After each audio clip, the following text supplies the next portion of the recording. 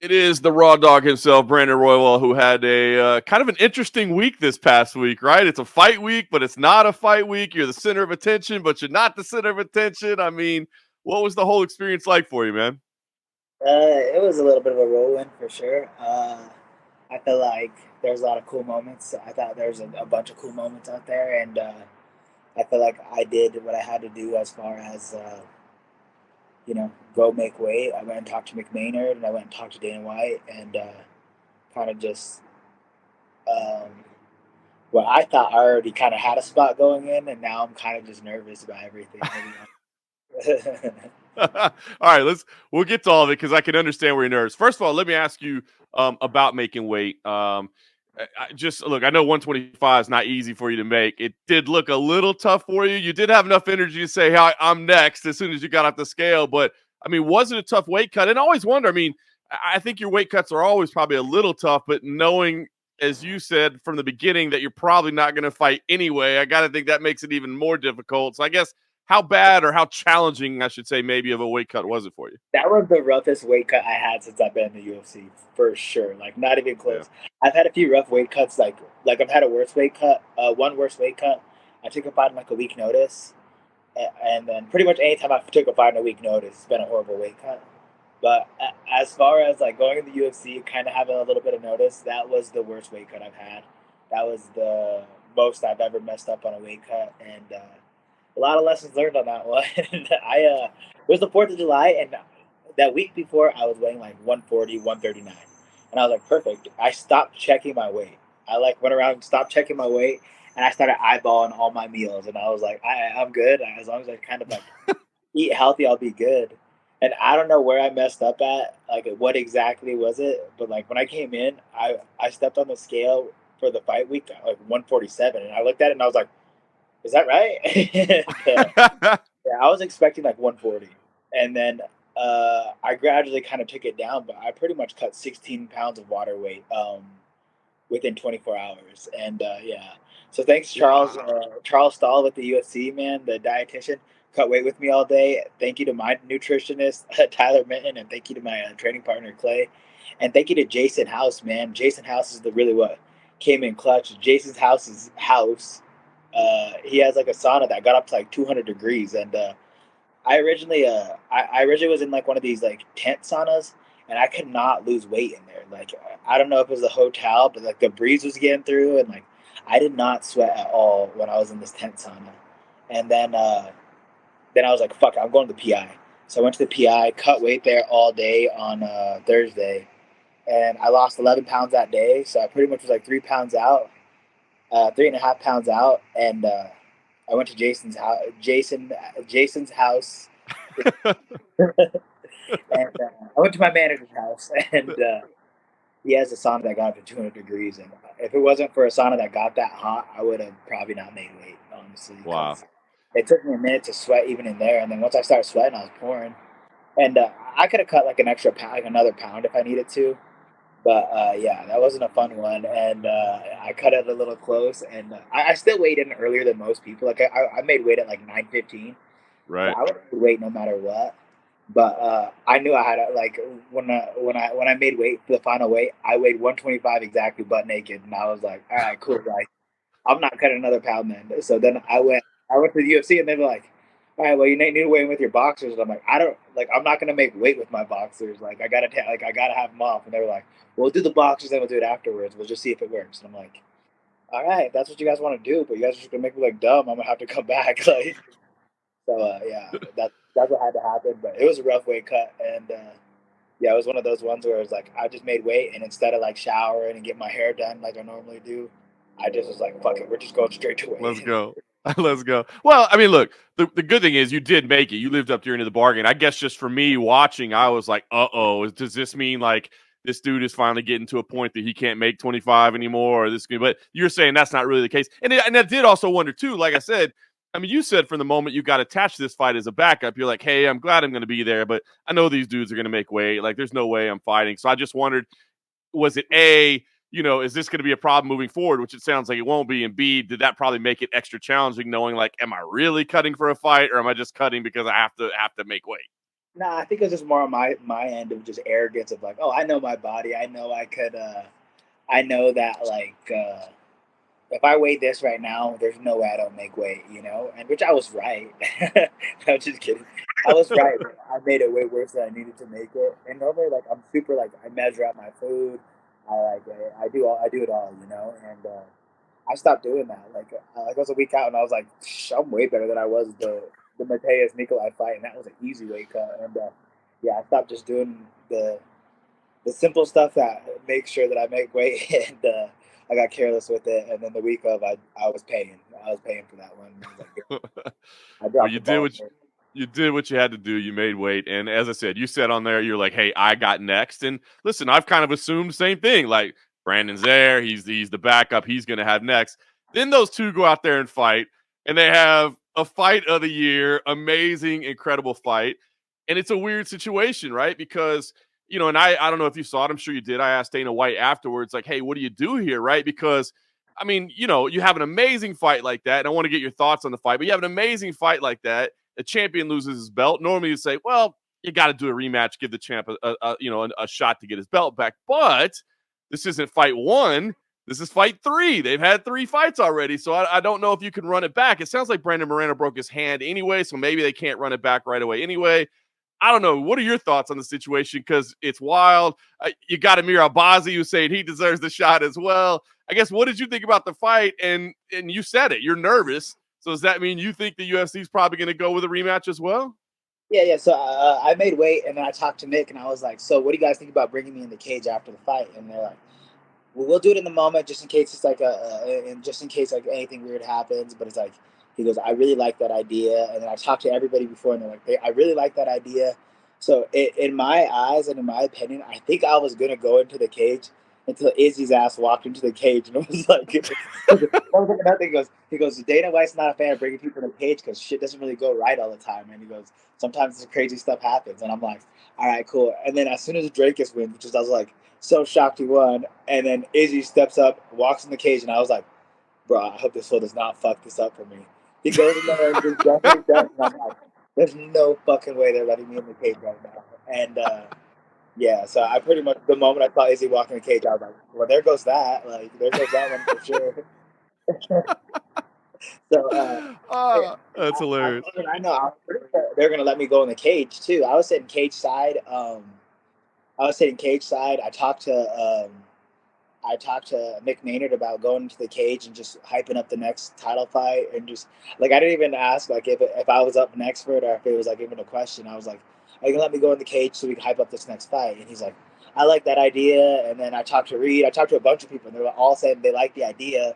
So I'm figuring I'm pretty much gonna walk into the cage until all that happened and the mayhem happened before that, and then you know. As far as like Brandon Moreno and Pantoja goes, it's like I don't even really think it was that. Like I think it was a close fight for sure, but I scored it 4-1, and I was there live with I the did too. Mexican audience in my ear, and and I wanted Moreno to win because I thought that would be a better like sign for me to go. It'd be a better match for me in the sense of like if I'm fighting for a belt, it's more money, it's more eyes, it's all the above.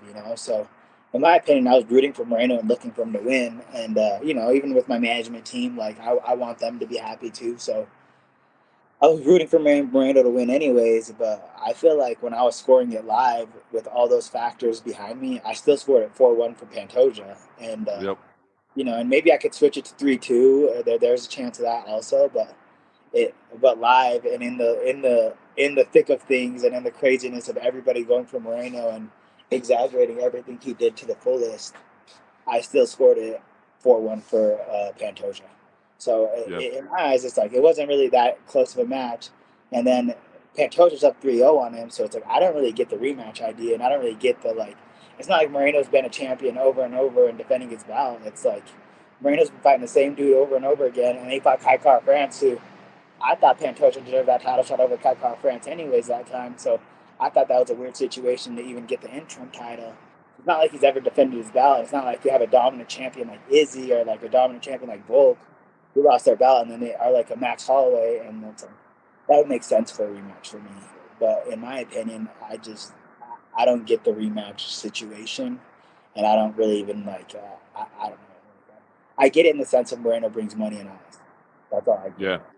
No, yeah, I think you laid out the case nice. It's funny. I actually scored it 4-1 as well. I think round 4 was really close. So maybe, like I said, maybe you go 3-2, but I thought the right guy walked away with the victory. And I kind of agree with what you're saying. So I guess, have you had any conversations since? I mean, you had all these talks and then everything plays out.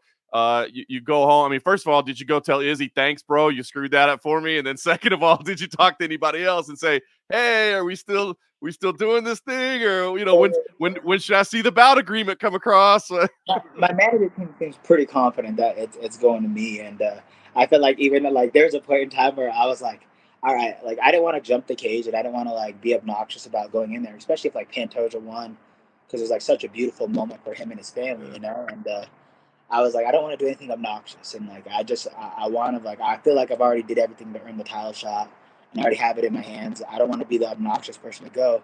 But it's like if Amir Albazi's sitting anywhere near me and he's about to jump the cage, then I have to do something obnoxious. Right? And there was a point in time where Amir Albazi was in the fans, like in the like where the fighters were sitting, and I know as a fighter, and that I've been on there for International Fight Week, they don't give all the fighters tickets, front row, floor seats, like they normally do on International Fight Week. There's people sitting, if they're lucky, even the fighters that get brought out for International Fight Week, which was not Yamir Albazi. He was not there signing autographs or anything like that. It wasn't one of him. They don't even give those guys tickets sometimes. Because I've been in that situation. My teammate was in that situation where they're like, we don't have enough floor seats to give you tickets. And I see Amir Albazi on the floor, and I'm like, oh shit! I was like, damn, I might have to go jump this fence or do something obnoxious or like I don't know. And then I saw him get kicked out, and then everything booted him out of there. And I saw his ass walking upstairs, and I was like, damn, He was standing up. He was standing up next to me. And I was like, damn, I'm gonna have to do something obnoxious. This sucks. Like I didn't want to do that. I felt like I earned my title shot. And then I saw the dude go up there. He's like, "You got a ticket over here?" And he's like, "No, I don't got a ticket." And he's like, "We need to get out of here." And so I watched him get booted out too. He got booted out. Oh man! So I was like, "Well, I mean, I guess that secures who they want as their title. The title shot next is I'm sitting here front row, and Amir Albazi, I don't even know where he's watching it from, but not from my seat." Oh no, Yeah, that's crazy. All right, so I was right next to the security guard that kicked him out, and I was like, "Damn, sucks to suck." this is so wrong. I gotta talk to Amir later, man. Now I might have to ask you about that, but Yeah, ask him about getting kicked out of the floor seat level right next to me. wow, terrible.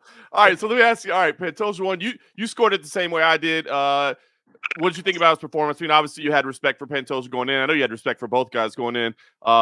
Solid performance here overall. I mean, opening round was tough, but the rest of it looked great. What did you think of him? I mean, do you see him as a worthy champion, a worthy opponent?